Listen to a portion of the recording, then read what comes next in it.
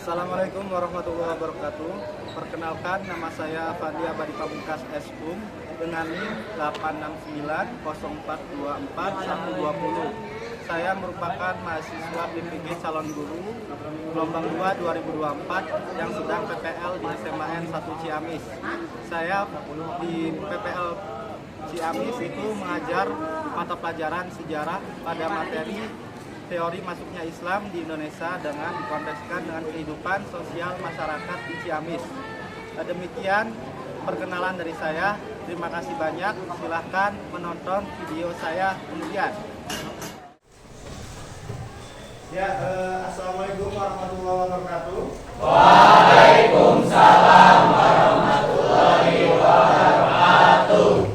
Ya, selamat siang semuanya. Kelas E11 ya, 10 E11 pada kesempatan kita pada pembelajaran hari ini. Selamat siang semuanya. Siang. Alhamdulillah, bagaimana kabar kalian semua pada hari ini? Baik. Alhamdulillah, semoga kita semua terus diberikan kesehatan agar proses pembelajaran kalian dapat mengikuti kegiatan belajar ini hingga selesai dan dapat dengan kesehatan itu kalian dapat terus bersekolah setiap hari untuk menuntut ilmu. Amin ya rabbal alamin. Ya baik, pada hari ini siapa yang tidak hadir di sini? Tiga hadir, siapa saja?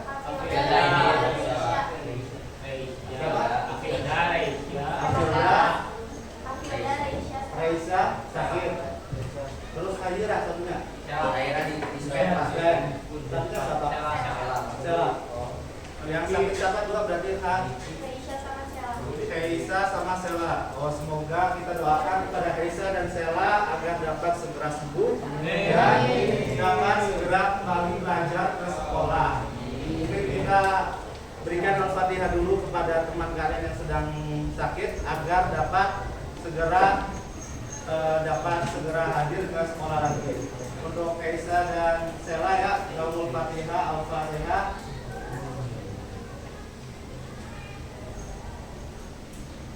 Ya, cukup. Semoga mereka dapat segera hadir kembali di sekolah. Ya. Baik, untuk cek kehadiran berarti ada 4 orang yang tidak hadir pada kesempatan hari ini.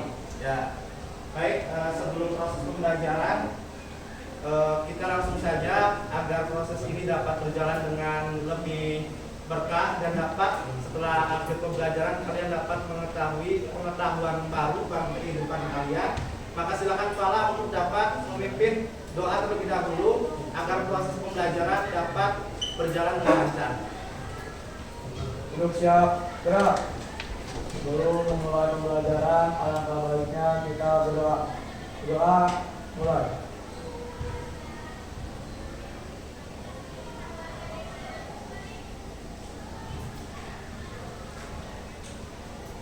Berdoa dapat diri.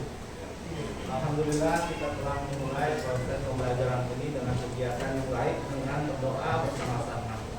Baik, langsung saja pada pertemuan kita hari ini kita akan masuk ke dalam materi sejarah dalam perkembangan kerajaan Islam, yakni di bagian teori masuknya Islam ke Indonesia,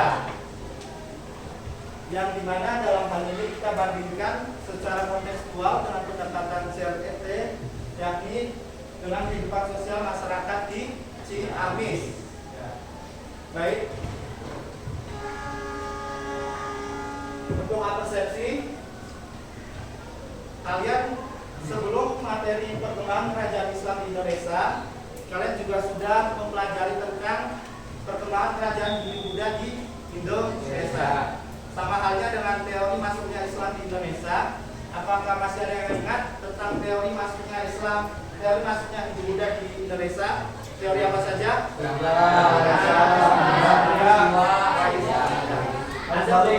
Ada beberapa teori. Teori Brahmana itu teori tentang apa? Yang membawakan? Ya, kalau di Islam itu pemuka agama ya Ustaz. Berarti kalau Brahmana itu golongannya Brahma. Kemudian Maisa, golongan Pedagang. Kemudian selain Maisa ada apa lagi? Iya. Kesatria itu golongan ya prajurit. Kalau sekarang itu polisi, tentara, satpol pp gitu, prajurit. Ada lagi?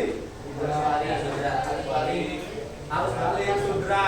Kalau sudra itu golongan kelas bawah. Kalau harus balik itu orang kita belajar ke India dan balik lagi gitu. Misal nanti kalian SMA selesai mau menempuh pendidikan, misal ke Timur Tengah atau ke Australia, kemudian balik lagi membawa ilmu, itu yang namanya teori arus balik. Kalau kita kontekskan pada kehidupan sekarang. Ya. Baik, untuk pertanyaan pemantik pada kesempatan pertemuan kita hari ini tentang teori masuknya Islam di Indonesia. Coba siapa yang mau baca tentang pertanyaannya? Ya. Baca. Ya, coba. Pertanyaan pemantik. Jika kalian melihat tradisi Keislaman di sekitar kalian, apakah semuanya asli dari Indonesia? Bagaimana kita bisa menelusuri dari mana asal-asalnya dan bagaimana bisa bertahan hingga sekarang. Coba jika kalian lihat tradisi keislaman di sekitar kalian, apakah semuanya asli dari Indonesia? Misal tradisi kalau tanggal 10 Muharram, kalau di daerah kalian tradisi 10 Muharram ada apa? Obor, bebersih. Malamnya ada ceramah biasanya kiai. Paginya biasanya orang dewasa itu santunan anak. Ini sebenarnya bukan tradisi di Indonesia, tapi tradisi di Iran, Persia. Maknanya yang berbeda. Jika tradisi di Iran itu tentang meratapi kematian siapa? Ya, Husain bin Ali. Siapa Husain bin Ali? Ya, cucu Rasulullah Shallallahu Alaihi Wasallam yang terpenggal di pertempuran Karbala. Itu konteks di Persia jika memperingati 10 Muharram, karena mereka sangat mengagungkan keturunan Nabi dari jalur Husain bin Ali. Tapi jika kita kontekskan dengan kehidupan sosial masyarakat di Ciamis, kegiatan 10 Muharram itu seperti santunan anak yatim dan seperti obor, seperti itu ya. Nah, tujuan pembelajarannya sendiri, kita ini tujuan pembelajaran pada pertemuan kali ini membandingkan teori masuknya Islam di Indonesia dengan kehidupan sosial masyarakat Ciamis berdasarkan konsep perubahan dan keberlanjutan dalam dimensi waktu sejarah yang kemudian menarik kesimpulan informasi yang diperoleh dari mengkomunikasikannya secara lisan dan tertulis. Jadi 4 teori tersebut nanti kita bandingkan dengan kehidupan sosial masyarakat di Ciamis, tentang nanti kubah Masjid Agung Ciamis, kemudian tradisi obor. Kita bandingkan dengan konsep perubahan dan keberlanjutan dalam dimensi waktu sejarah. Kemudian dikomunikasikan secara lisan dan tertulis melalui kegiatan kalian berdiskusi, menulis di LKPD dan mempresentasikannya di depan kelas. Itu tujuan pembelajaran kita. Nah, bagaimana agar tujuan pembelajaran ini dapat kalian dapatkan sampai ke tujuan pembelajaran dalam konteks pembelajaran hari ini. Yakni kalian dapat menguraikan teori masuknya Islam itu dengan siapa tokohnya, nama teorinya. Kemudian kalian dapat mengaitkan antara teori tersebut dengan kehidupan kebudayaan masyarakat di Ciamis. Kemudian kalian dapat menyimpulkan dari teori tersebut dengan keterkaitan budaya di Ciamis. Kemudian kalian dapat menyajikannya dalam LKPD dan secara presentasi di depan kelas. 4 pokok ini jika kalian mengikutinya berarti kalian telah mencapai tujuan pembelajaran pada akhir proses pembelajaran hari ini. Dapat dimengerti?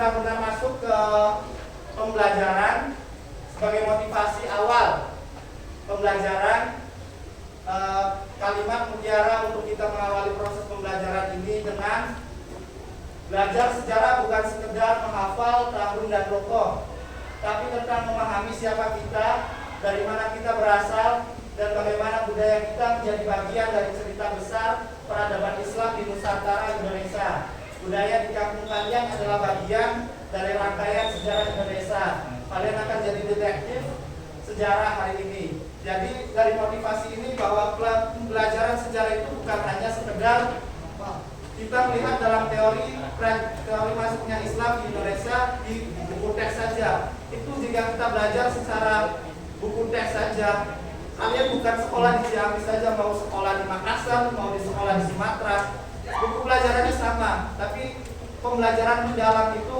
dengan kalian mengkontekskan teori sejarah Islam itu dengan yang ada di daerah kalian. Kalian bersekolah di Ciamis berarti dengan yang ada di Ciamis. Itu sebagai motivasi pembelajaran kita. Ya, sebelum kita memasukinya, mari kita ice breaking terlebih dahulu agar kalian dapat lebih bersemangat mengikuti proses pembelajaran. Dapat berdiri sebentar. Berdiri sebentar. Berdiri. Silakan nantinya jika pernyataan yang saya berikan ini benar, kalian dapat mengangkat tangan sebelah kanan dengan menjawab sejarah. Jika pernyataan yang saya berikan ini salah, kalian mengangkat tangan dengan memberikan kata hoax. Bisa dipahami? Sah. Ya. Baik, pernyataan yang pertama. Islam pertama kali masuk ke Indonesia lewat pedang dan perang. Hoax. Hoax.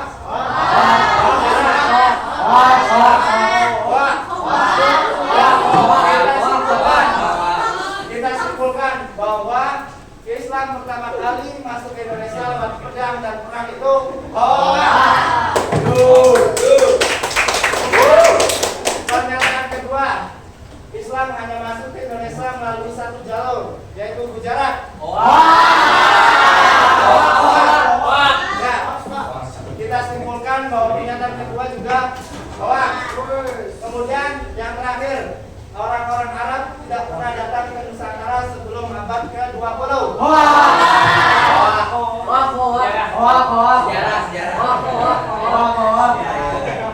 Ya, kita simpulkan bahwa pernyataan saya adalah sejarah.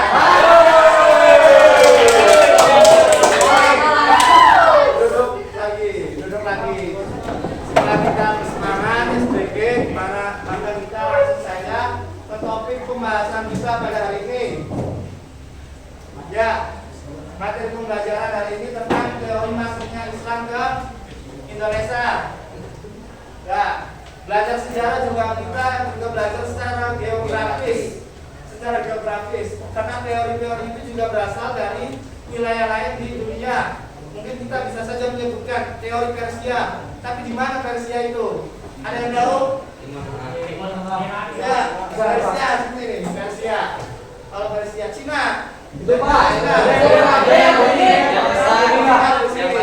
Kalau dari Islam itu dari Cina berarti ke sini.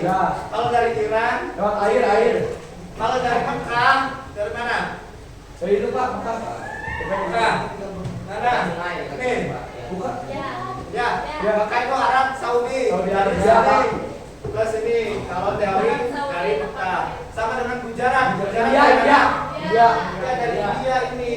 India ke sini ke Indonesia. Itu secara geografis kita berpikir, oh berarti kalau teori Persia itu berasal dari Persia dengan menyeberangi samudera apa ini? India. Ya, samudera India. Baik, agar kalian dapat mendalami materi pembelajaran ini, saya akan tampilkan sebuah video sebagai pengantar materi ya. Silakan kalian dapat menyaksikan video ini.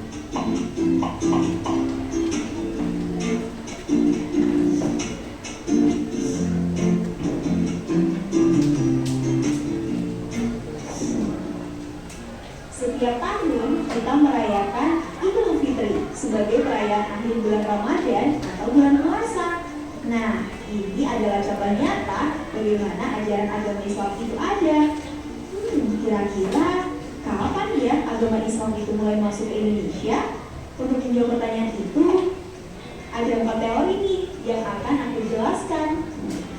Teori pertama adalah teori Gujarat atau India yang disampaikan oleh G.W. Graves yang lalu dikembangkan oleh Stephen Bunch dan kawan-kawan. Pada teori ini disebutkan bahwa Islam masuk melalui pedagang India Muslim yang masuk pada abad ke-13.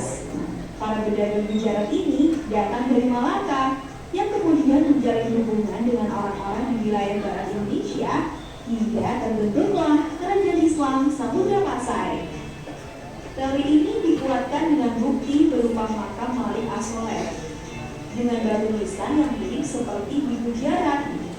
Selain teori India, ada pula teori yang menyebutkan bahwa masuknya agama Islam dibawa oleh bangsa Arab pada sekitar abad ke-7, di mana bangsa Arab sangat dominan dalam perdagangan di Nusantara, yang kemudian menikah dengan pribumi dan menyebarkan agama Islam. Teori ini dibawa oleh Joseph Cornelis van Heert dan juga Buya Hamka. Nisan pada makam wanita di Gresik, Jawa Timur yang ditulis dengan huruf Arab bergaya kufi menjadi salah satu bukti yang mendukung adanya teori ini. Nah, selanjutnya ada juga teori Cina. Proses masuknya Islam ke Indonesia menurut teori Cina ini hampir sama dengan teori Arab, yakni bersamaan dengan banyaknya migrasi orang-orang Cina Muslim ke Asia Tenggara, terutama wilayah Nusantara, yang kemudian melakukan kegiatan perdagangan.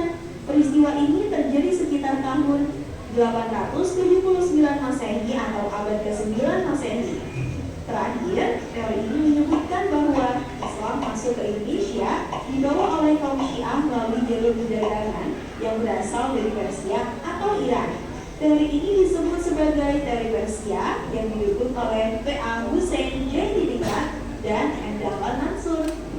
Itulah keempat teori yang menjelaskan masuknya Islam ke Indonesia. Meskipun berbeda-beda, keempat teori tersebut menunjukkan kompleksitas dan keragaman proses penyebaran agama Islam di wilayah Indonesia. Dengan memahami berbagai teori ini, kita dapat lebih menghargai dan memahami sejarah dan budaya Islam di Indonesia. Oke, semoga bermanfaat ya. Sampai jumpa di video pembelajaran lainnya.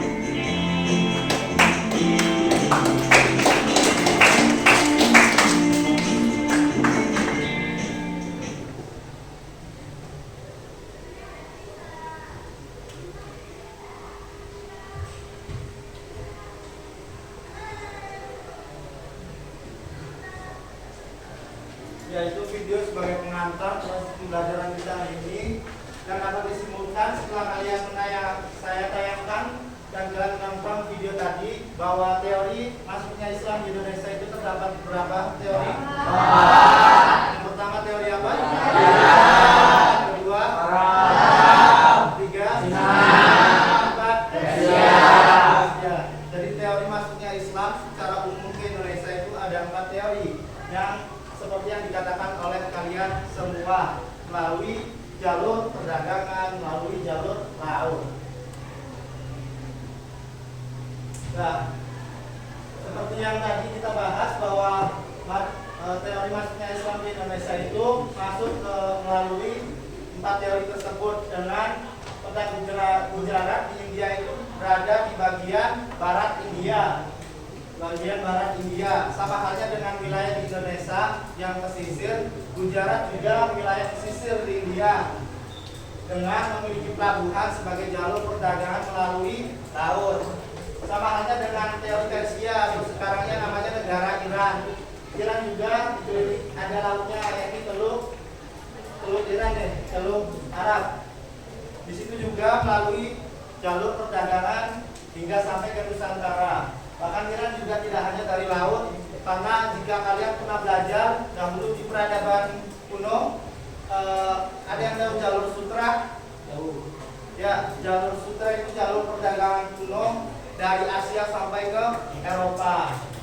Itu juga menjadi jalur interaksi antara bangsa-bangsa di dunia. Kemudian ada juga peta Mekah dan Cina. Mungkin Mekah kalian tidak asing ya, seperti banyak berita hari ini yang sedang memberitakan tentang Mekah. Berita apa? Haji. Ya, haji. Karena setiap tahun Mekah itu juga menjadi tempat untuk berhaji oleh umat Islam. Kemudian Cina juga tidak asing bagi orang-orang di Indonesia, di Ciamis juga, karena kalian juga kebanyakan suku Sunda, namun kalian juga berinteraksi dengan orang-orang yang bersuku Cina ya, atau di Indonesia Tionghoa penamaannya. Karena misal di dekat alun-alun juga ada benteng ya itu. Benteng itu kan termasuk akulturasi budaya juga dan sebagai bentuk toleransi beragama yang ada di Ciamis. Itulah tempat teori yang ada di Indonesia. Nah, itu secara umum pembelajaran sejarah secara umum tentang teori Islam di Indonesia. Baik itu maupun kalian sekolah di Ciamis maupun di Jawa Tengah, Jawa Timur, teorinya itu ada 4 kalau masuk ke Indonesia. Kemudian coba kita kontekskan dengan kehidupan masyarakat di Ciamis tentang teori-teori tersebut. Ini termasuk teori apa makam ini? Teori sejarah. Coba kita bandingkan nantinya dengan makam yang ada di Panjalu, di Kecamatan Panjalu, di Situ Lengkong. Ada yang pernah ke Situ Lengkong? Itu tempat apa? Sejarah. Ya, coba kalian nanti bandingkan hal ini itu di LKPD yang kelompok 1 nanti berusaha membandingkan tentang makam Haikal Saleh dengan ya Syekh Panjalu sebagai bentuk kontekstual pembelajaran kita hari ini. Kemudian yang kelompok 2 seperti tadi yang pernah kita bahas, kelompok 2 tentang apa? Ya, tentang teori Persia atau teori Iran. Ini adalah bentuk ekspresi dari perayaan 10 Muharram di Iran. Inilah. Jadi kalau 10 Muharram di Iran itu seperti drama atau teatrikal tentang kematian dari Husain bin Ali yang telah berlangsung selama beratus-ratus tahun. Orang Iran dikenal dengan orang apa? Bermazhab apa? Ya, bermazhab Syiah. Ya, dari perayaan yang ada di Iran ini coba kita kontekskan dengan kehidupan masyarakat yang ada di Ciamis, yakni dengan perayaan obor yang ada di Cisaga. Nanti kelompok 2 nanti akan membahas tentang perayaan ini. Ya, kemudian kelompok 3. Kelompok 3 itu tentang apa? Teori apa? Teori Mekah tentang kalau teori Mekah itu penggunaan bahasa Arab di Arab dengan konteks penggunaan bahasa Arab yang ada di pondok pesantren, yakni di pondok pesantren Darus Salam Ciamis. Ada yang dari Darus Salam? Ya. Penggunaan bahasa Arab belajar. Ya, karena biasanya kalau di pondok pesantren pasti belajar bahasa Arab. Nah, nanti kelompok 3 ini membahas tentang ini. Ini harusnya kelompok 3 ya, lebih bagus ini. Kelompok 3 mempelajari ini. Kemudian kelompok 4 yang terakhir itu tentang apa? Teori apa? Teori apa? Nah, tentang apa yang kita bahas nantinya? Ya, arsitektur budaya dalam bentuk kubah masjid. Kubah masjid Cina itu berbentuk seperti ini. Coba dibandingkan dengan Masjid Agung Ciamis yang berkubah seperti itu. Untuk kelompok 4 ini, itulah pengantar materi dari saya sebagai bahasan pengetahuan umum kalian tentang proses pembelajaran kita pada siang hari ini. Berdasarkan pemberian materi yang telah kita bahas, maka dapat ditarik sebuah masalah dari pembelajaran kita. Coba baca. Apa? Apakah kehidupan sosial di Ciamis mencerminkan akulturasi budaya dalam Jadi dalam proses pembelajaran kita hari ini maka dapat ditarik kesimpulan bahwa apakah kehidupan sosial di Ciamis mencerminkan akulturasi budaya dalam perbandingan dan mendukung masuknya Islam ke Indonesia.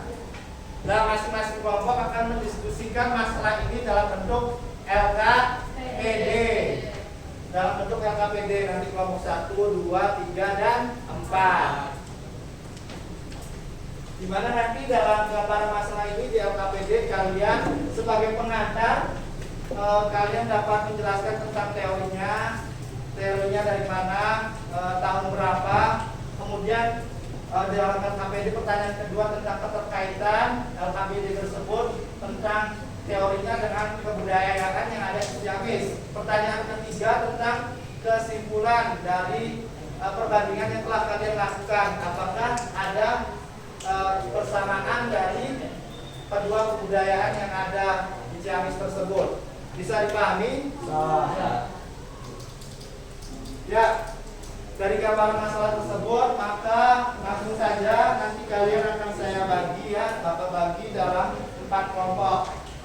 Teori Gujarat ya, teori Gujarat sebagai kelompok 1, teori Persia sebagai kelompok 2, teori Mekah sebagai kelompok 3, kemudian teori Cina sebagai kelompok 4.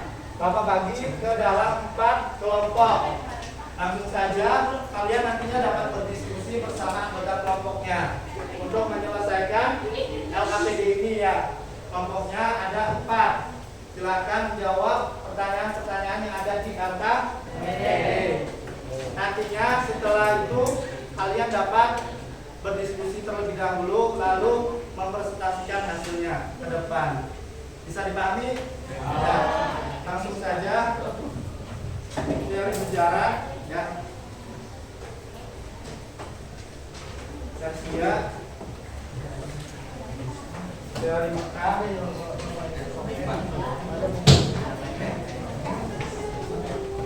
teori Cina. Silakan kalian dapat berdiskusi terlebih dahulu bersama anggota kelompoknya. Jika ada yang kurang dipahami dapat ditanyakan ke Bapak. Ya.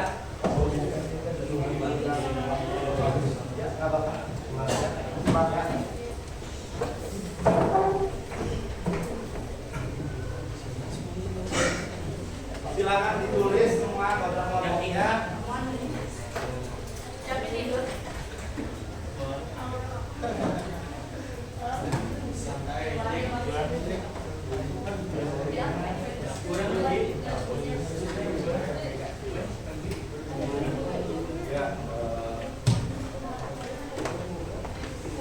Jadi untuk kelompok 1 untuk pertanyaan pertama ini tentang teori.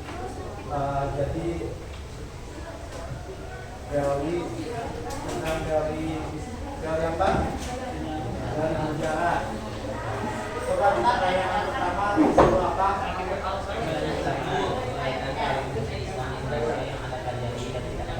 Jadi kalau yang pertanyaan pertama itu kalian disuruh pencetus teorinya itu siapa, kemudian nama teorinya apa, kemudian tahun sekitar abad berapa ke Indonesia.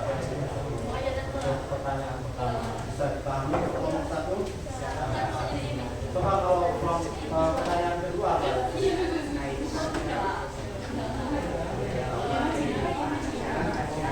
Jadi nanti teorinya apa juga kita dibandingkan sama apa yang bicara tadi sama makan panjang.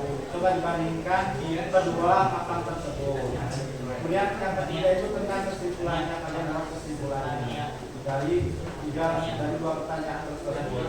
Bisa dipahami? Bisa. Ya, silakan langsung dikerjakan saja yang teori Gujarat. Nomor 1. Nomor 1. Uraikan teori masuknya Islam di Indonesia. Berapa ini? Nomor 2.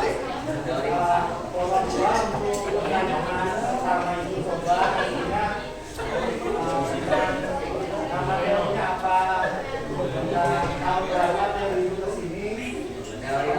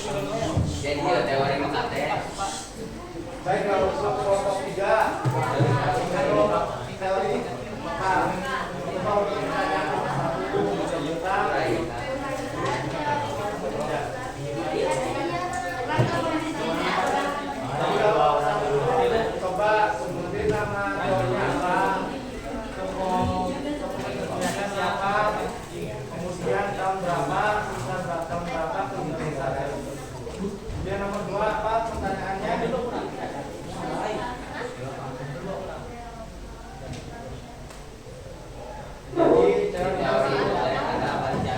Dia dikaitkan, dibandingkan dengan di Ciamis. Kemudian yang nomor 3 apa?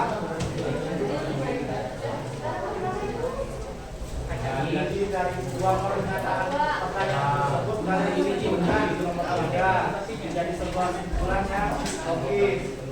Jadi 3 pertanyaan tersebut coba kalian analisa secara berkelompok dengan berdiskusi. Bisa dipahami untuk kelompok 3? Ya, Pak. Bisa. Ya, dilanjutkan ya diskusinya ya. Siapa? Kan yang ada di Ciamis itu. Oh, mana bu? Biasanya diambilnya dari yang ada di Ciamis.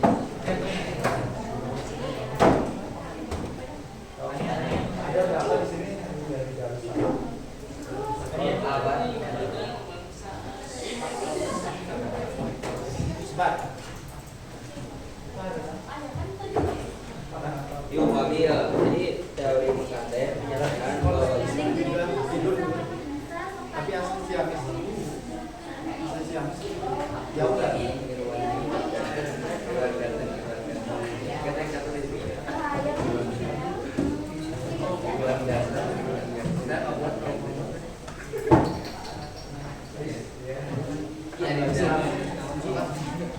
Sosok Darwin.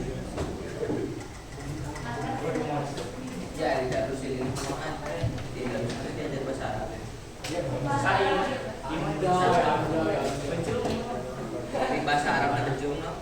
Ya untuk kelompok depan bisa dibagi pertanyaannya satu apa coba.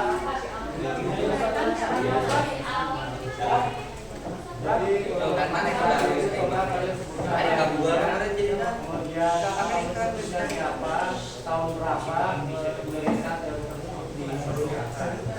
coba untuk nomor 2 apa? Baca.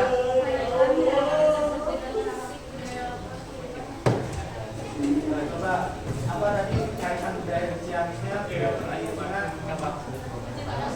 Ya, kubah masjid Agung Ciamis. Coba dikaitkan dengan model bentuk masjid Cina ya. Coba untuk yang ketiga, pertanyaan ketiga.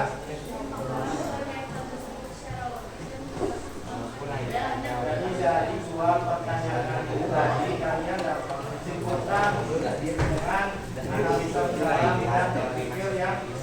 Jadi untuk 3 pertanyaan tersebut silakan dapat disolusikan secara berkelompok ya.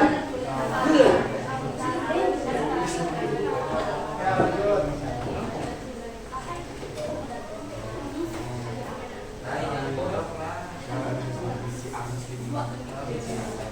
Dia sudah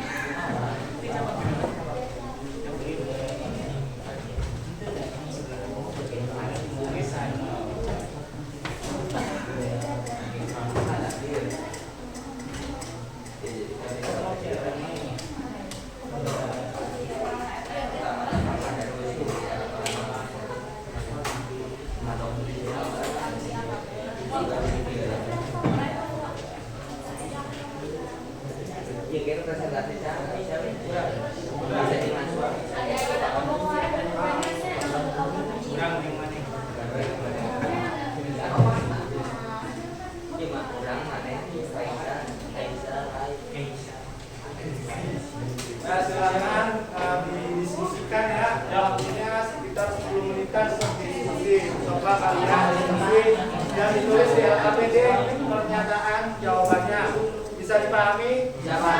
Ya, silakan diskusikan terlebih dahulu.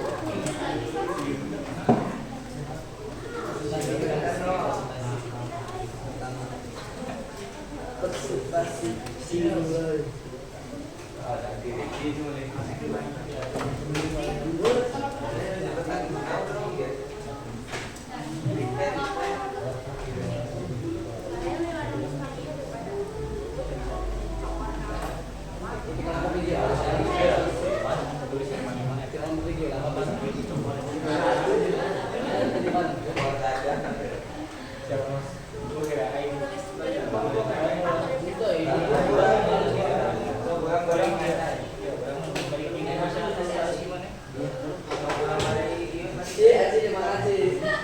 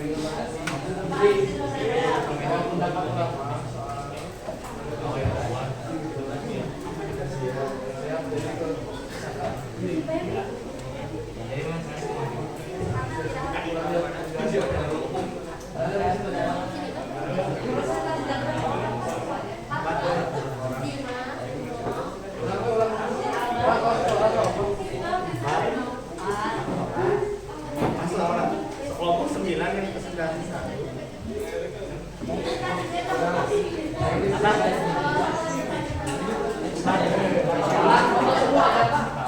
Perhatian perwakilan.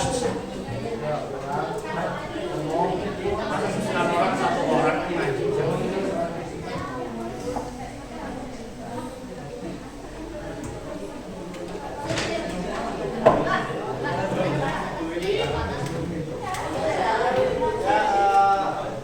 Sudah semua? Kelompok 1 sudah? Kelompok 2? Kelompok 3? Kelompok 4? Silakan sedikit waktu didiskusikan antar kelompok. Nantinya siapa 4 orang yang akan maju ke depan. Ya, 4 orang ya per kelompok. Kelompok 1. Silakan diskusikan terlebih dahulu. Siapa yang akan maju? Kelompok 1 dulu. Nanti kelompok 1 dulu. 2 jam 4. 1, 2, 3, Kelompok 2, siapa yang maju? 1, 2, 3, 4.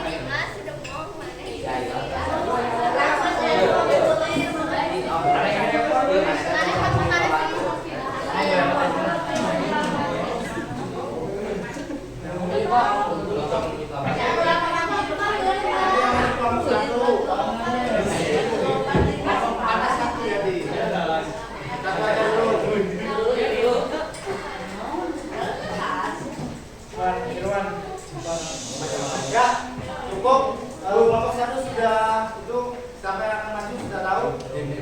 Sudah disepakati? Sudah. Kelompok 2 sudah disepakati? Kelompok 3 sudah disepakati? Sudah. Kelompok 4?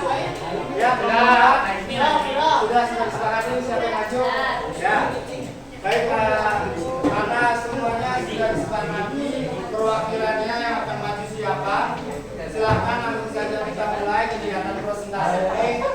Kelompok 1 dapat maju perwakilannya untuk memberikan analisa hasil mereka kepada teman-teman yang lainnya.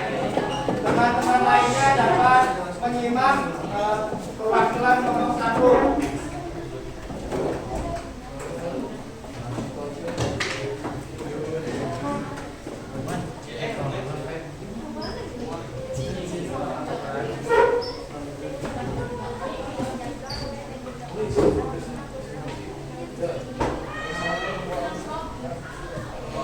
Ya, kelompok lainnya dapat menyimak kehadiran kelompok 1 di depan kelas.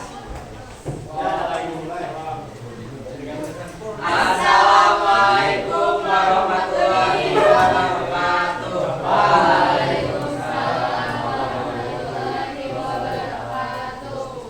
Selamat pagi, kami dari kelompok 1 kelompok sejarah yang akan menjelaskan tentang KBD Bapak berikan tentang teori masuknya Islam di Indonesia, dan kami terbagi menjadi teori bicara. Yang ada beberapa pertanyaan, yaitu ada 3 pertanyaan. Yang pertama yaitu ada pertanyaan uraikan teori masuknya Islam di Indonesia yang Anda pelajari, yang akan dibacakan oleh kami.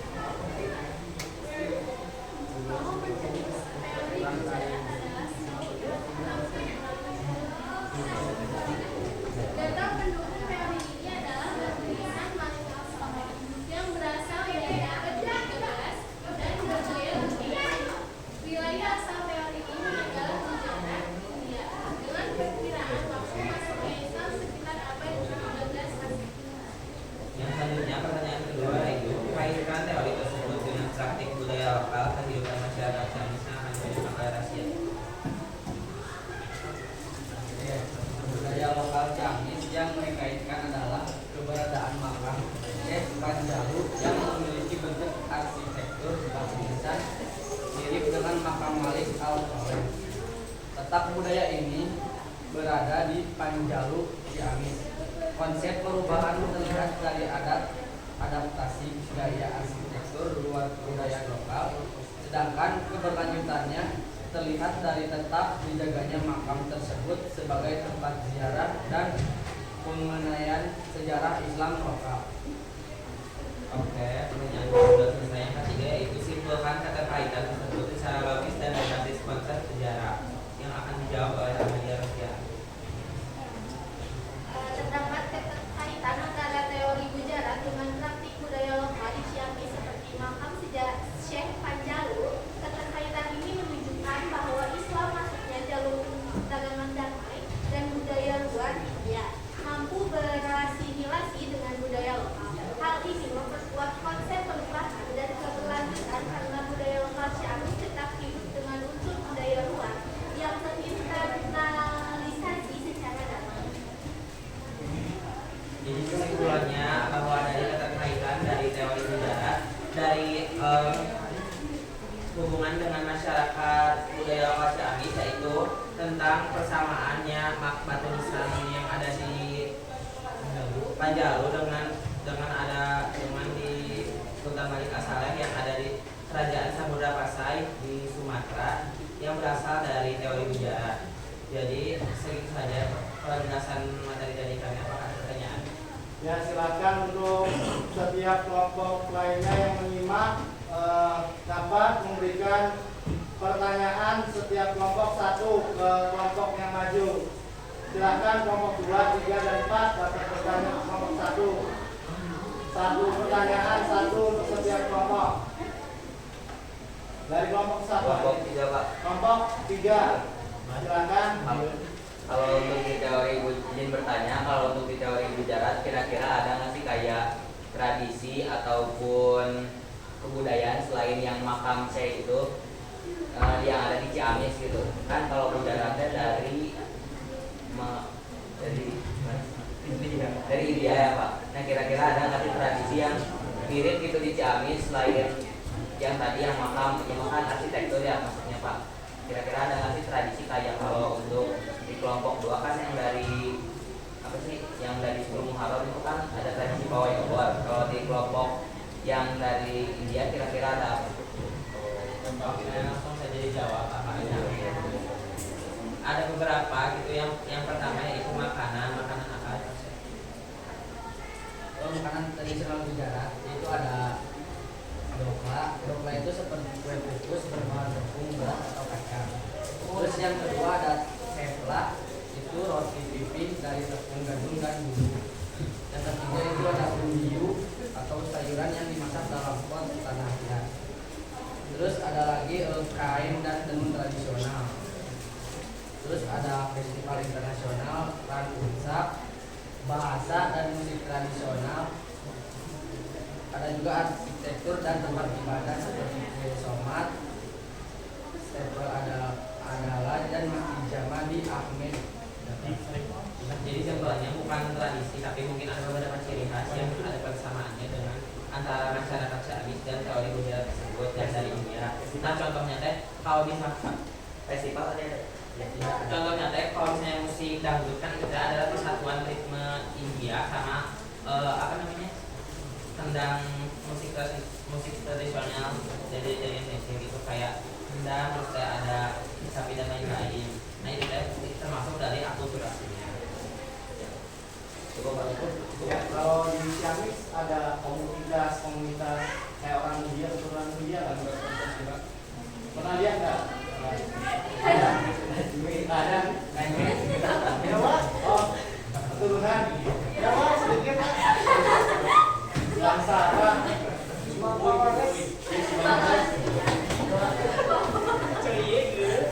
Keturunan berapa? 18.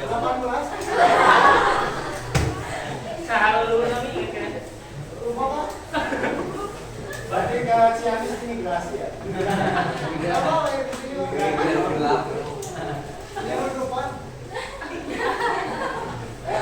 Jawabannya sudah cukup dari tidak sama saudara siapa? Irwan cukup? Cukup Pak. Cukup sudah puas? Sudah puas? Ini dari kelompok 3 ya? Coba dari kelompok lainnya 4, 2. Itu kelompok 4. Siapa yang perkenalan diri dulu?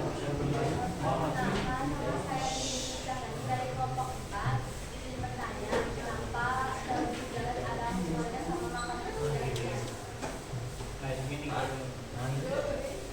Baik, terima kasih sudah bertanya. Kita jawab kan tadi sudah dijelaskan juga pada halnya di AKPD.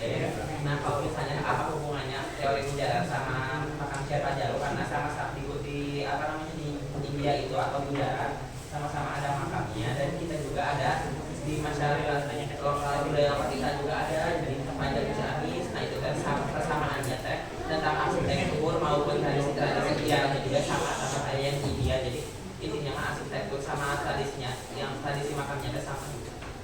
Oh, jadi Ririn. Jadi Ririn seperti yang sudah dijelaskan oleh kelompok 1, jadi keterkaitan tiga teori bujarat itu, salah satu yang mendukung teori bujarat masuk ke Indonesia itu adalah karena bukti dari adanya makam Malik Al-Saleh, raja apa yang masih ingat? Malik Al-Saleh raja dari kerajaan apa? Ya, dari kerajaan Samudra Pasai yang ada di Aceh. Itu makamnya batu nisannya itu mirip dengan makam-makam yang ada di Gujarat, India. Nah, kalau Malik Al-Saleh kan ada di Aceh. Berarti mungkin kalau kita sekolah di Aceh langsung dengan menggunakan makam Malik Al-Saleh saja. Secara budaya kontekstual itu sudah masuk karena berada di Aceh. Tapi karena kita adanya di Ciamis, sekolah di Ciamis, coba kita mengeksplor salah satunya yakni adanya makam Syekh Iman Jalul.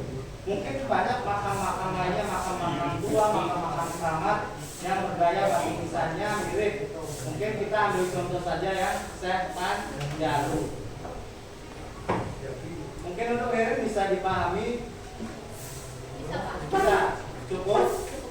Ya, silakan kelompok 2. Kelompok 2 sih cepetan. Kenalkan, nama saya Muhammad Adi Gaidan, nomor saya nomor 4 dari kelompok 2. Izin bertanya, apakah ada bukti-bukti yang ada di kita Ciamis yang telah beserta katanya mengapa itu menjadi pertimbangan yang kuat?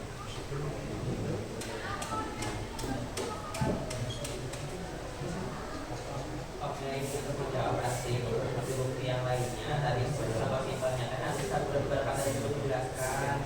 Berapa kali tadi tinggal dulu kan tidak suka ada Ciamis gitu kan. Itu pas satuan akulturasi antara Indonesia dan budaya lokal yang di Ciamis gitu. Indonesia. Ciamis itu termasuk Indonesia. Siapa jauh? Ciamis. Oh. Ya, bisa. Banyak yang sama aja Indonesia. Kali ini antara Indonesia dan India. Mungkin kalau dari arsitektur juga makam-makam yang makam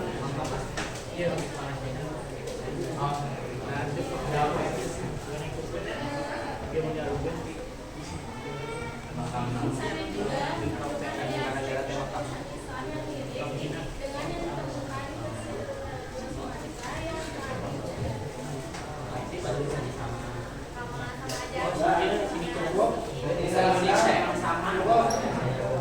Ya, silakan untuk kelompok 1 dapat mengakhiri diskusinya.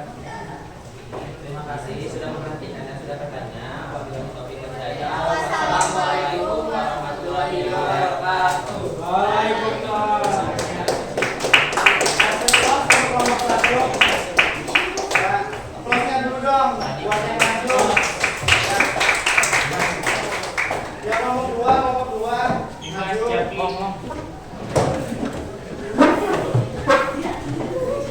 Albar arsip. Ya elah maju dong.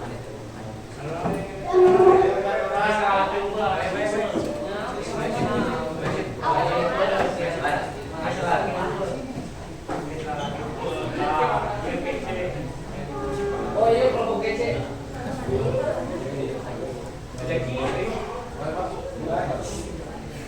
Assalamualaikum warahmatullahi wabarakatuh. Waalaikumsalam warahmatullahi wabarakatuh. Selamat siang,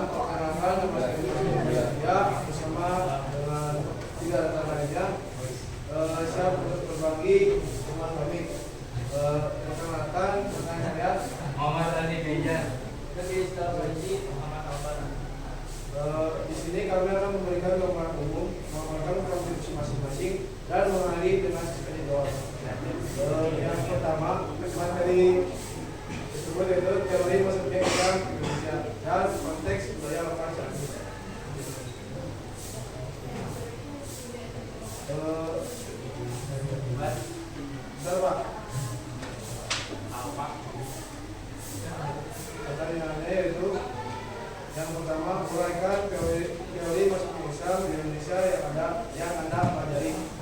Dijawab oleh Asi. Jadi dipelopori oleh Umar Amir Hussein. Data pendukungnya berupa persamaan tradisi keagamaan seperti Katolik di Sumatera Barat dan tradisi Asyura. Wilayah atau teori ini adalah Persia atau Iran, dan Islam diperkirakan masuk melalui jalur ini sekitar abad ke-13. Yang kedua yaitu kaitan teori tersebut dengan praktik budaya lokal kehidupan masyarakat Ciamis. Yang akan dijawab oleh Ujang. Di Cisaga Ciamis terdapat tradisi keliling obor saat 10 Muharram. Letaknya di Kecamatan Cisaga. Tradisi ini menunjukkan adanya simbolisasi spiritual dan nuansa ritual yang mencerminkan pengaruh Persia. Yang ketiga, simpulkan keterkaitan tersebut secara logis dan berbasis konsep sejarah. Akan dijawab oleh Ella. Keterkaitan antara teori Persia dan menunjukkan bentuk akulturasi Islam yang bersifat kultural. Keliling obor menjadi presentasi lokal dari tradisi Asyura yang lebih dalam dan mencerminkan bagaimana Islam dapat hadir dengan meresap dalam budaya setempat. Analisis ini memperkuat bahwa perubahan budaya tetap dapat berjalan beriringan dengan nilai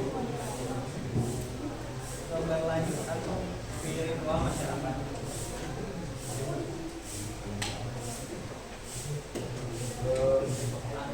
Mungkin sekian dari materi yang saya dapat sampaikan. Apa ada pertanyaan? Ya.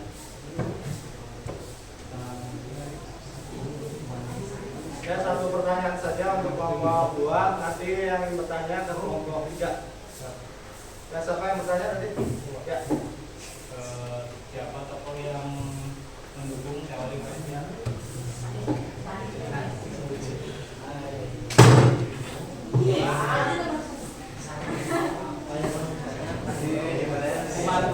Dia menjawab, yaitu jawabannya yaitu dipelopori oleh Umar Amir Hussein. Coba ada yang bertanya lagi? Satu lagi. Siapa? Coba. Karena Mas Andrew dari kelompok 1 ini bertanya di beberapa fakta itu misalnya teori Persia ini yang dikemukakan yang paling lemah dan yang paling kuat itu teori Arab. Apa sih kalau kenapa bisa teori Persia itu yang paling lemah? Padahal kan kalau misalnya sekarang kan 10 Muharram ini kan ada pawai over itu, padahal sama kita juga masih dilakuin. Kenapa gitu teori Persia ini masih diangkat yang lemah? Terima kasih. Artinya apa? Jangan nyerah dong kan. Jawab.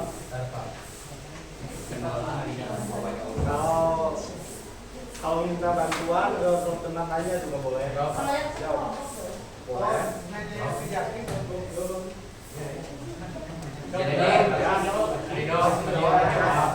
Jadi mengapa teori Persia lemah dibandingkan teori lainnya? Dikarenakan bahwa oleh pedagang Islam masuk ke Indonesia dibawa oleh pedagang Persia memiliki beberapa kelemahan. Salah satunya kelemahan utama dan kurangnya bukti sejarah yang kuat untuk mendukung teori ini. Selain itu, teori ini dianggap kurang kuat karena Persia bukan pusat agama Islam dan pedagang Persia ini Nusantara jumlahnya lebih sedikit dibandingkan pedagang Arab, Cina, dan India di Cukup Pak. Cukup semuanya. Ya, silakan untuk kelompok 2 dapat mengakhiri presentasinya. Langsung aja. Sekian dari saya atas apa yang saya dapat disampaikan pada kesempatan hari ini. Dari banyak kalimat yang saya sampaikan, kita baik maka ambilan dan kita buruk maka untuk buang secara jauh-jauh. Buruk kelak kembang tinggi. Sehingga sebentar di atas jalan. Boleh jadi kami akan tinggi, salah dan hilaf kami tolong maafkan. Terima kasih atas semuanya.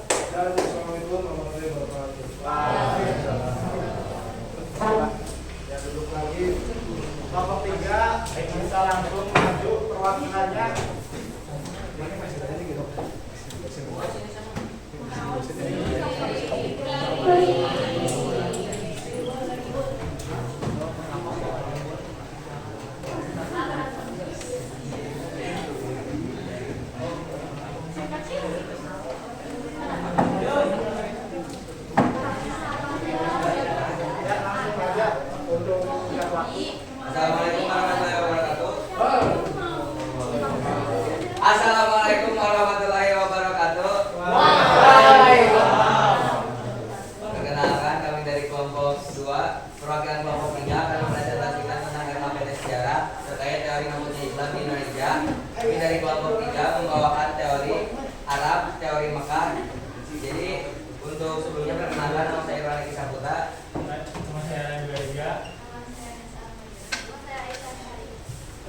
Oke, di sini kita akan langsung saja ke soal yang pertama. Jadi untuk soal yang pertama, uraikan teori masuknya Islam di Indonesia yang Anda pelajari. Jadi akan dibacakan oleh Rai. Teori Mekah dipelopori oleh angka.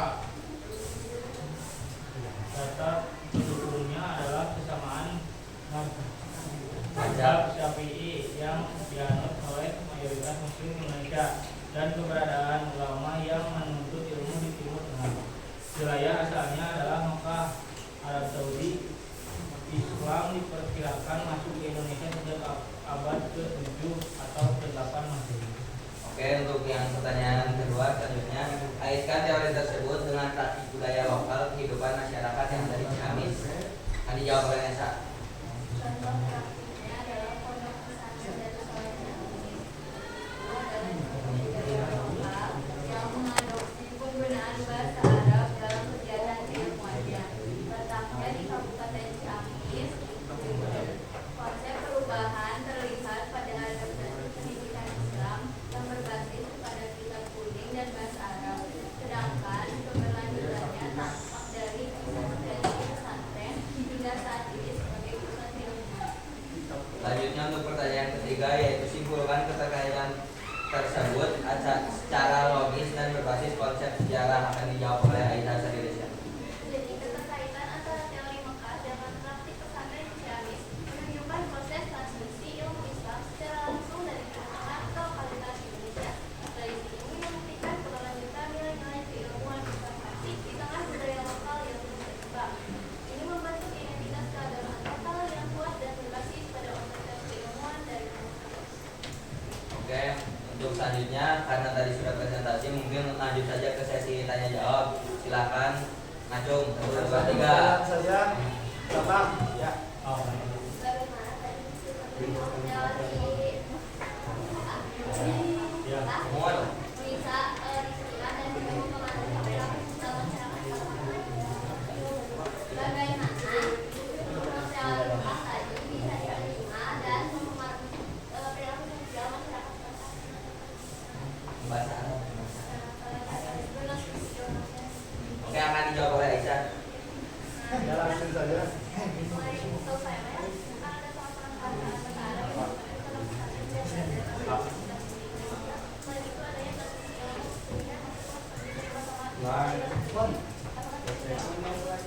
Cukup, bisa diterima.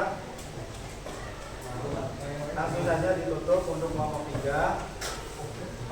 Sekian presentasi dari kelompok 3. Wassalamualaikum warahmatullahi wabarakatuh.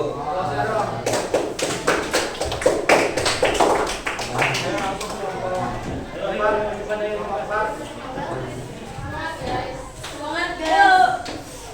Tidurnya. Hai. Bertanya. Oh my god. Oh my god. Gumut kamu kamu. Oh my god. Katmi. Gambaran masa depan. Yo semangat yo.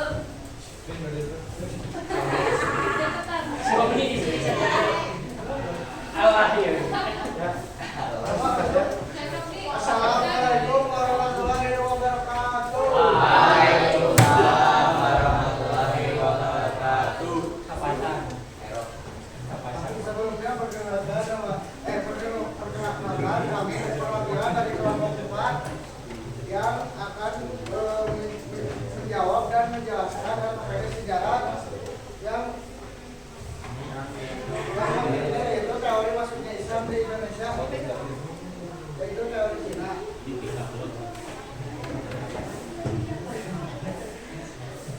Kami di sini sudah menjawab pertanyaan-pertanyaan yang ada dalam materi ini. Yang pertama yaitu uraikan teori masuknya Islam di Indonesia yang Anda pelajari. Yang akan dijawab oleh Lirin. Pertanyaan nomor 1. Uraikan teori masuknya Islam ke Indonesia yang Anda pelajari.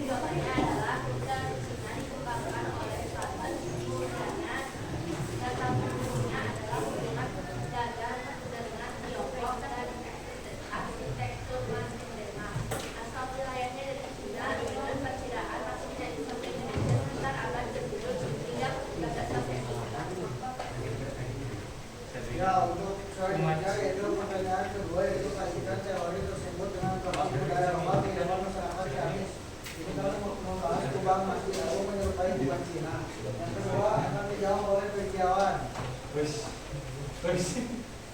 Masjid Agung Ciamis memiliki bentuk arsitektur berubah dengan sentuhan visual yang menyerupai gaya arsitektur Cina seperti atap bertingkat terletak di pusat kota Ciamis dan menggunakan warna mencolok dan kontras merah hijau sebagai simbol keagamaan sekaligus pusat komunitas.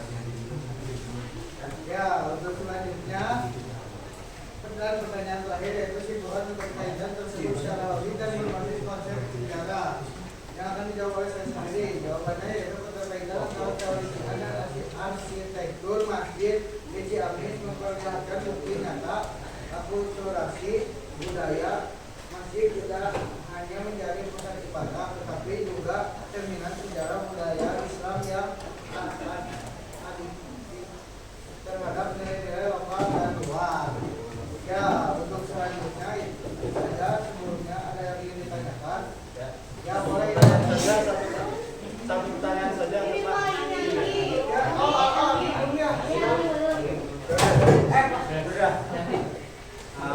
izin ya, perkenalkan nama saya Angga Lucian dari kelompok 1. Izin bertanya, apakah ada keterlibatan jaringan dagang maritim Tiongkok yang membawa ajaran Islam ke daerah pedalaman dan bagaimana jejak itu bisa dilacak?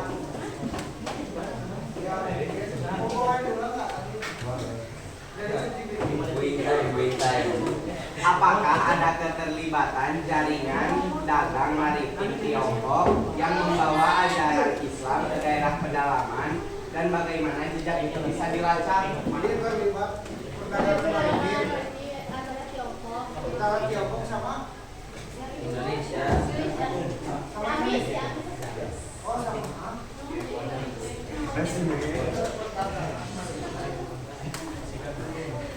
Keterlibatan Ada yang bisa menjawab sebelum dari kita? Saya menambahkan.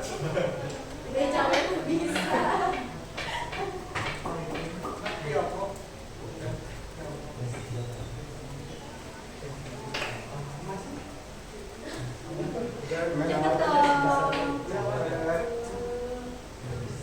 Cepet nih. Gak bisa ya, Mi? Gak bisa. Itu dijawab oleh ini.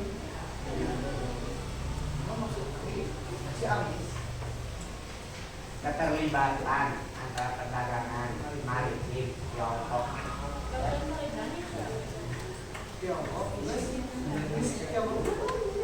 Dari apa itu pertanyaannya? Ya, baik. Dijawab aja sebisanya, kemudian dapat kita simpulkan presentasi kita di tempat pokok ini. Coba dijawab dulu. Jadi untuk keterlibatan pedagang Tiongkok, mungkin jika kita lihat di daerah-daerah di Indonesia juga orang-orang Cina itu mungkin di banyak tempat ya, di kabupaten-kabupaten di Indonesia. Di Ciamis sendiri misal bukti sejarahnya seperti ada kelenteng ya. Mungkin orang-orang Cina yang di sini yang masih banyak di banyak komunitasnya di daerah di Indonesia itu seperti di Bangka Belitung, Banjarnegara, itu di Kalimantan itu banyak orang-orang Cina, juga di Jakarta. Itu juga bisa menjadi salah satu bukti sebagai kedatangan jalur perdagangan orang Cina yang ada di Indonesia. Mungkin itu dapat membantu jawaban dari kelompok 4 atas pertanyaannya. Ya, dapat ditutup saja presentasinya. Ya, tutup saja. Demikian yang dapat kami sampaikan. Mohon maaf bila ada kesalahan kata. Wabillahi taufiq wal hidayah. Wassalamualaikum warahmatullahi wabarakatuh. Waalaikumsalam warahmatullahi wabarakatuh. Ya, silakan dapat kembali. Ya, duduk.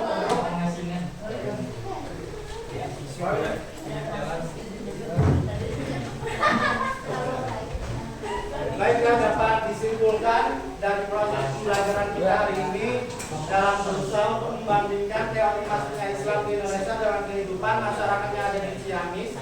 itu terdapat beberapa contoh budaya yang berusaha kita bandingkan, seperti tadi makam, arsitektur, dan juga kehidupan pondok pesantren ya, bahasa ya. Dan dapat disimpulkan bahwa teori masuknya Islam di Indonesia ini juga dapat kita kaitkan dengan proses kehidupan masyarakat di Jambi secara budaya. Karena meskipun budayanya berbeda, namun akulturasi budaya tersebut terjadi dalam kehidupan masyarakat di Ciamis. Mungkin itu sebagai kesimpulan proses pembelajaran kita hari ini.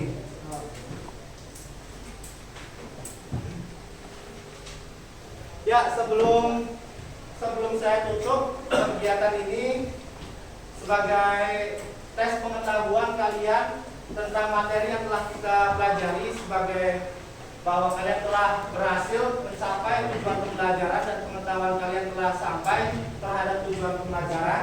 Silakan jika saya berikan pernyataan, pertanyaan, jika benar kalian mengangkat jempol, jika salah kalian menyilangkan tangan. Bisa dipahami? Bisa. Yang pertama, untuk teori Gujarat menjelaskan bahwa Islam masuk ke Indonesia melalui para saudagar dan terbukti dari makam Malik Al-Saleh di Samudra Pasai. Benar atau salah? Benar. Ya, 100% orang di sini, peserta didik di sini menjawab benar bahwa pemahaman kalian tentang teori masuknya Islam di Indonesia melalui teori Gujarat itu telah berhasil. Kemudian untuk pertanyaan yang kedua, coba dipahami pertanyaannya. Tradisi keliling obor pada 10 Muharram di Cisaga Ciamis memiliki kemiripan dengan peringatan Asyura di Persia yang mendukung teori Persia. Benar atau salah? Benar. Ya. Ini juga membuktikan bahwa kalian telah memahami tentang proses teori masuknya Islam di Indonesia melalui jalur Persia. Kemudian pertanyaan formatif yang terakhir, tradisi dan budaya Islam di Ciamis merupakan contoh hasil perubahan dan keberlanjutan dari proses masuknya Islam ke Indonesia. Benar atau salah? Ya. 1, 2, 3. Ya, jawabannya benar. Jadi tradisi dan budaya Islam bukan hanya di Ciamis, di Indonesia juga terdapat tradisi dan budaya yang berakulturasi, baik itu dengan Hindu-Buddha maupun dengan kedatangan Islam di Indonesia. Itu sebagai asesmen formatif. Sebagai asesmen formatif kalian. Jika dari hasil asesmen formatif ini saya lihat kalian telah memahami proses teori masuknya Islam di Indonesia. Sebagai bahan refleksi, coba apa wawasan baru yang kamu peroleh tentang teori masuknya Islam dan budaya di Ciamis? Ya, tentang keterkaitan budaya. Kemudian yang nomor 2, teori mana yang menurutmu paling nyata keterkaitannya dengan budaya lokal kita? Arab. Ya, tentang Arab, yakni penggunaan bahasa Arab di pondok pesantren. Kemudian apa perubahan dan kesinambungan yang kamu lihat antara masa lalu dan budaya Ciamis saat ini? Seperti peringatan 10 Muharram. Kaitannya berbeda, konteks pemaknaannya saja. Itu sebagai diskusi refleksi kita tentang teori masuknya Islam di Indonesia. Sebelum saya tutup, siapa yang ingin membacakan kata terakhir dari Buya Hamka, salah satu tokoh Muhammadiyah?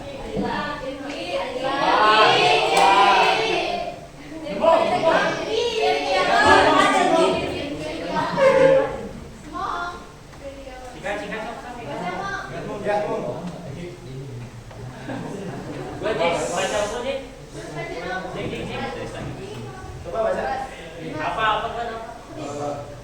Kemudian apa? Sejarah bukan hanya pelajaran, tapi juga pelajaran. Ya. Itu sebagai penutup untuk kita mengikuti proses pembelajaran pada hari ini. sebagai bahan refleksi, nah sebelumnya bahwa pembelajaran yang telah kita laksanakan itu juga berkaitan erat dengan profil pelajar Pancasila yang sedang dijalankan, seperti dalam bentuk gotong royong. Coba ada yang tahu gotong royong dalam proses pembelajaran kita itu tentang apa? Ya, tentang berdiskusi, tentang berdiskusi kelompok untuk mencari jawaban dan analisa ke depan. Kemudian tentang ketuhanan, apa yang kita lakukan dalam kelas ini dalam profil pelajar Pancasila? Ada yang tahu? Ya, tentang berdoa. Kemudian mandiri apa? Mandiri seperti kalian mengerjakan tugas LKPD. Kreatif seperti apa? Ada yang tahu? Kreatif seperti kalian berusaha untuk menjelaskan, menjawab pertanyaan-pertanyaan dari teman kalian ketika kalian mempresentasikan hasil diskusi kalian dengan kelompok masing-masing. Jadi proses pembelajaran ini juga kita berusaha untuk mengaitkannya dengan profil pelajar Pancasila yang ada, seperti yang sudah kita bahas, mandiri, gotong royong, bertuhanan, kreatif, sudah kita bahas. Juga kebinekaan global, keterlibatan global seperti kalian tadi yang nomor 2, berusaha mengaitkan 10 Muharram yang ada di Persia dengan yang ada di Ciamis. Itulah berusaha kita kaitkan dalam profil pelajar Pancasila yang ada. Itu sebagai bentuk keterkaitan antara materi pelajaran kita dengan yang ada di profil pelajar Pancasila. Baik, sebelum saya tutup untuk proses pembelajaran minggu depan, setelah kita mempelajari tentang apa ini, mempelajari apa tentang materi apa? Teori masuknya Islam ke Indonesia. Untuk materi minggu depan kita akan belajar tentang saluran Islamisasi dalam perkembangan Islam yang ada di Indonesia. Ada yang tahu saluran Islamisasi apa saja? Perdagangan, pernikahan, pendidikan, tasawuf. Itu yang akan kita bahas pada kesempatan minggu depan. Jadi untuk pertemuan kita minggu depan kita akan membahas tentang saluran Islamisasi yang ada di Indonesia.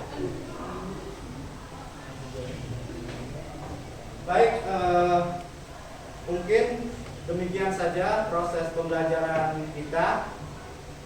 Sebelumnya, agar proses pembelajaran ini kita dapat bermakna, ketika di awal kita juga telah bersama-sama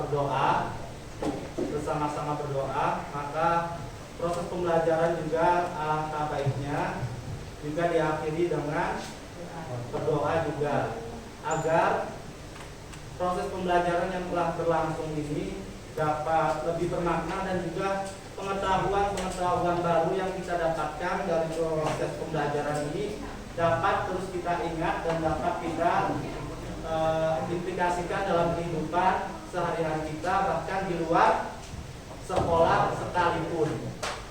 Tentunya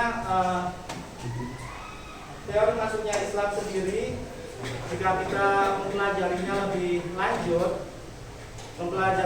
lanjut, tidak hanya sebatas untuk mempelajari tentang teori-teori masuknya Islam yang ada di Indonesia saja. Karena bagaimanapun jika kita hanya mempelajarinya secara buku, secara teks yang ada di buku cetak, maka pembelajaran itu akan cepat selesai karena kita hanya belajar tentang teori dengan nama pencetusnya siapa, kemudian namanya siapa, tahun berapa. Itu kalian belajar bukan hanya di SMA, mungkin ketika kalian di perguruan tinggi atau sebelum SMA juga teori masuknya Islam di Indonesia ya memang seperti itu. Sebelum kalian SMA juga, sampai saya sekolah di SMA juga ya teori masuknya Islam ya memang seperti itu, tidak pernah berubah. Tapi yang dinamakan pembelajaran sejarah mendalam, nanti kita berusaha untuk mengkontekskan apa yang ada di buku cetak. Seperti sekarang bisa berusaha mengkontekskan teori masuknya Islam di Indonesia dengan kebudayaan yang ada di Ciamis. Itu yang dinamakan pembelajaran mendalam agar peserta didik itu lebih mempunyai keterkaitan dengan materi yang dibawakan. Karena materi yang dibawakan itu bersifat sangat umum dan bisa jadi tidak ada keterkaitannya dengan kehidupan sehari-hari peserta didik. Bagaimanapun juga tidak semua orang itu mengetahui Persia itu di mana, Gujarat itu di mana, maupun Cina itu di mana. Lalu mempelajari teori Islam itu bagi saya itu apa kebermaknaannya? Kan tidak semua orang juga menyukai pembelajaran karena minat seseorang juga berbeda-beda. Tapi dengan berusaha untuk mengaitkan materi pembelajaran yang ada dengan kehidupan masyarakat, kehidupan peserta didik yang ada di Ciamis, mungkin sedikit memberikan gambaran bahwa mata pelajaran sejarah juga ternyata bisa kita kaitkan dengan konteks yang ada di kehidupan sehari-hari masyarakat yang ada di Ciamis. Itu mungkin sebagai bahan refleksi pembelajaran kita tentang teori masuknya Islam di Indonesia. Ya, baik, itu sebagai bahan refleksi. Sebelum saya tutup kegiatan pembelajaran ini, apakah ada yang ingin ditanyakan terlebih dahulu? Tidak? Cukup? Dapat dimengerti proses pembelajarannya? Jadi teori masuknya Islam di Indonesia ada apa saja? Gujarat,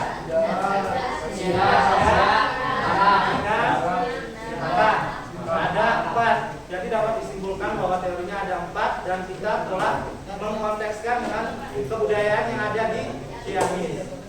Ya, saya tutup saja kegiatan pembelajaran kita hari ini dengan mengucapkan hamdalah bersama-sama. Alhamdulillah rabbil alamin.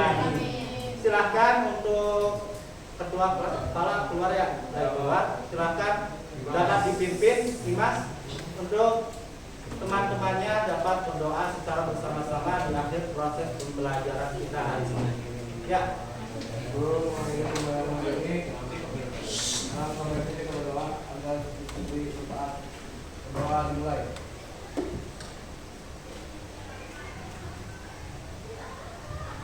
Doa selesai. Ya, saya akhiri proses pembelajaran ini. Wassalamualaikum warahmatullahi wabarakatuh.